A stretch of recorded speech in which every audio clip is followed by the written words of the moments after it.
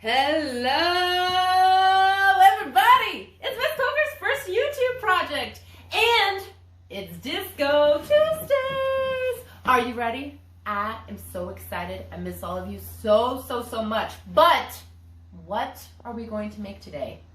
What are we going to work with? It is something you have in your house, and you have so much of it. You don't even have to leave your house to go get it. Is it crocheting needles? Are we gonna be an old lady crocheting today? No. Is it paint thinner and we're gonna drink it? Please do not do that. But are you ready to hear what we have? Get ready. It is so easy. It's cardboard! Frida, what are our materials? Cardboard, pencils, and let's not forget scissors. Voila! What are we making this Disco Tuesday? An abstract cardboard sculpture. Now what I need you guys to get out right now is your one cardboard that you're starting with, because we're going to start talking about organic and geometric shapes. Say what? Oh, hey there. Let's talk about those organic and geometric shapes. What is an organic shape? Now, your body is an organic shape. It doesn't have a name to it. It can be asymmetrical in parts if you had one arm longer than the other arm.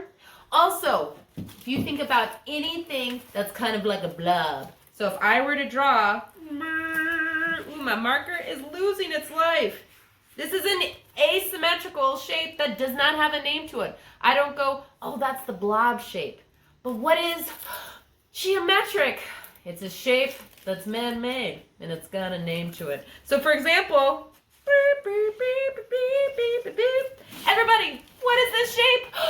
Did you say square? No, it is a triangle, my friends. So, geometric is a shape that it's symmetrical, it has a name. Organic, ain't no name for that thing. Okay, so we've learned about organic and geometric. Next, you are drawing those shapes onto your cardboard. Now remember, geometric, very rigid, organic, free-flowing, curvy. Geometric, very rigid, organic, free-flowing, ain't no name to that thing.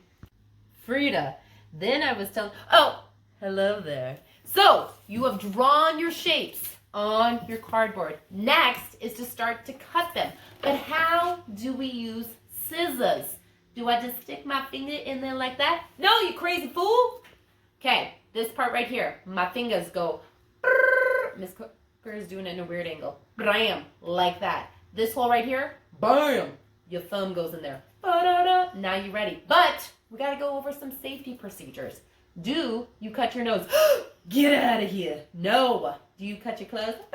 No, you crazy fools. We are only cutting the cardboard. Now, when your hand is on this cardboard, do not put it in some weird, funky way, because you're going to cut your fingers off, and I don't want to hear about you missing fingers afterwards.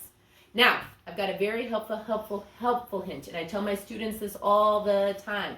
When you are cutting, if you do little baby cuts like this, it's going to take you 10,000 years. But if you open it wide like a crocodile's mouth, it's going to make it so much easier for you. So I make it wide like a crocodile's mouth. And then I'm going to cut around my shape first. Boom. Boom. There goes my shape. So I've cut around my shape. Now what you're going to do is this. You're going to do your cuts. And then you're going to rotate your cardboard at the same time. Boom! And you can make sound effects. That's what I always like to do. And all my students know Miss Coker is the coolest because I'm always making sound effects when I cut. Now, if you can't get into a space right away, Miss Coker, it's too hard. Just cut that part off. And then you can get in those little tiny details later. So I'm going to cut around.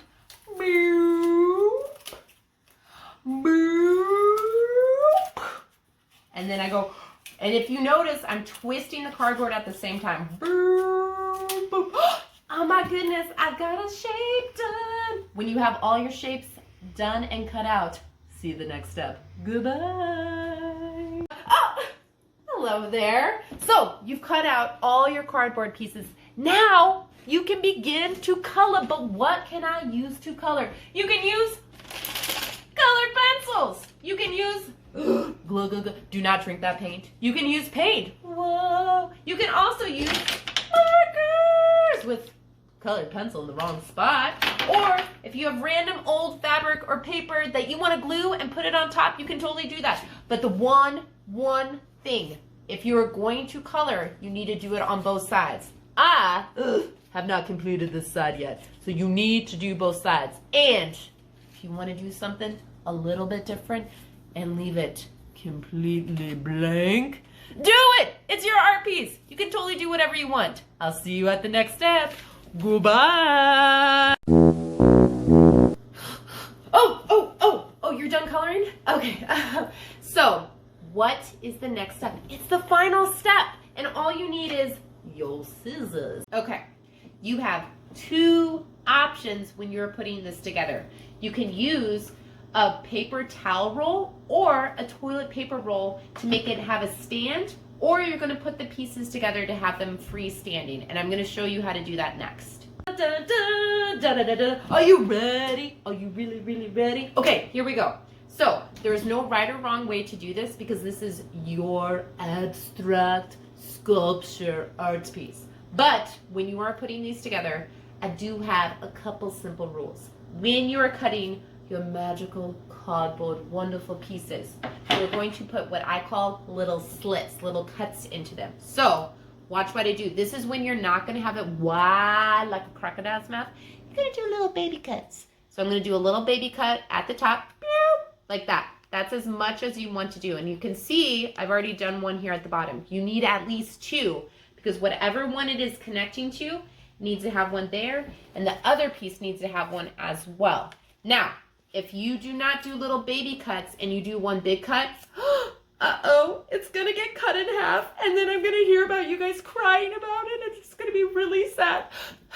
So do not do that. So remember, little baby cut. So I'm gonna do one baby cut. I'm gonna do another baby cut. Now, if I am making this freestanding, I don't even need to worry about this. Now, I can always add it onto the toilet paper roll or cardboard roll, but I'm just going to put it right on this one right here. Now, you can see, get up close, cameraman.